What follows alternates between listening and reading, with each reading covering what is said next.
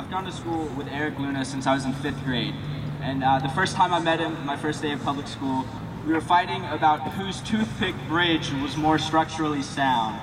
And since then, every challenge he's faced, he's approached with the same drive that he did when we were arguing about the use of Elmer's glue and toothpicks to hold up tomato soup cans. And it may sound silly, but I've never seen anyone so passionate and driven to succeed, not only in school, but on the field, at work, and in life. I spent a few two-minute panic Thursday nights on the phone with Erick because I was woefully unprepared for a calc test the next day. And he always went above and beyond to make sure I understood the material. I'm proud to introduce Erick as Salutatorian, not only because of his academic achievement, but for his many qualities that make him a great friend.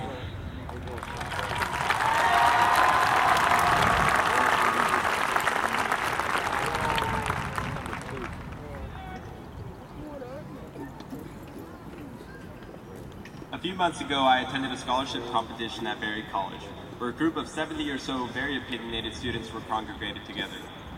We were asked to do an activity many of you may be familiar with called Four Corners. A series of conventionally conflicting statements were read off from a list, and we had to decide whether we agreed, disagreed, mostly agreed, or mostly disagreed, arrange ourselves into our corresponding corners, and be prepared to defend our claim. The one statement of a list of many that I felt not only was the most prevalent in today's society, but also most overlooked, reads as follows. Everyone has an opportunity at the American dream. Some just have to work harder to get it. Immediately after the statement was read, the majority of the room rushed to the agreed corner in an unchangeably confident manner. Many claimed the same thing, stating that anything could be achieved with enough hard work. Regardless of the amount of minor obstacles, they believed that simply increasing the degree of work ethic would eventually overcome the disadvantages. Some even recited rags to riches cases such as Charles Dickens or Andrew Carnegie. The whole idea of everyone having the same opportunity sounds wonderful, even comforting to those who believe it. But after several minutes of discussion, it became increasingly clear that these minor setbacks that we had predetermined as overcomable came in far greater numbers than we could even imagine. It gets to the point in today's society where there are far too many minute factors to even count. Individually, these struggles are what they seem, minor annoyances. But the cumulative effect is immense. I'm sure most of you graduating have realized that the size of our class has dropped by over 100 students in the last 4 years. Sure, some of those kids simply chose to drop out. We'll make them the exception. Many of them, though, simply could not continue. Here are some examples, with the names concealed, of those students who I, and I'm sure several of you knew personally. One guy, I'll call Hector, already faced several obstacles coming into high school. With his parents being immigrants with low wages, he consistently carried the weight of a job. When his parents got deported his sophomore year, there was nothing he could do but sacrifice his education and follow behind them. One girl, I'll call Mary, came to school every day. She loved to learn, and though it was difficult sometimes, she pushed through it because she understood the importance of her education.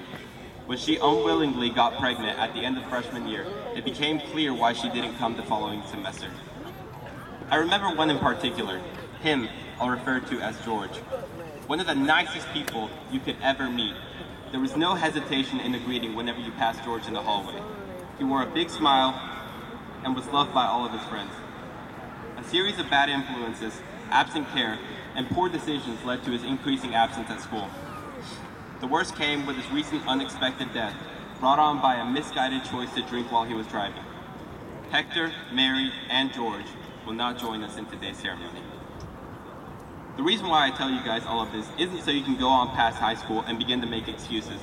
I tell you this because I want everyone to understand that we are the lucky ones. We don't choose the situations we are born into.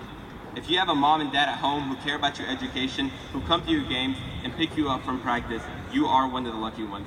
If you come home from school and never have to worry about where you're getting your next meal, you are one of the lucky ones. If you're sitting in front of me right now about to be distinguished as a high school graduate, you are one of the lucky ones. Class of 2018, we don't get to make excuses. Sure, each of us will face our own unique obstacles, some more than the rest. But the fact that we have made it here today, getting ready to receive a high school diploma, means that we can achieve success. We can finally push the barriers to the side and rely on what we make of situation, how we approach inhibitors. This American dream is attainable. We passed some of the most difficult obstacles already, some that many of our past peers will never so much as get the opportunity to even attempt. By no means is the field level. It hardly ever is. But at least for us, we don't have to sit and watch from the sidelines.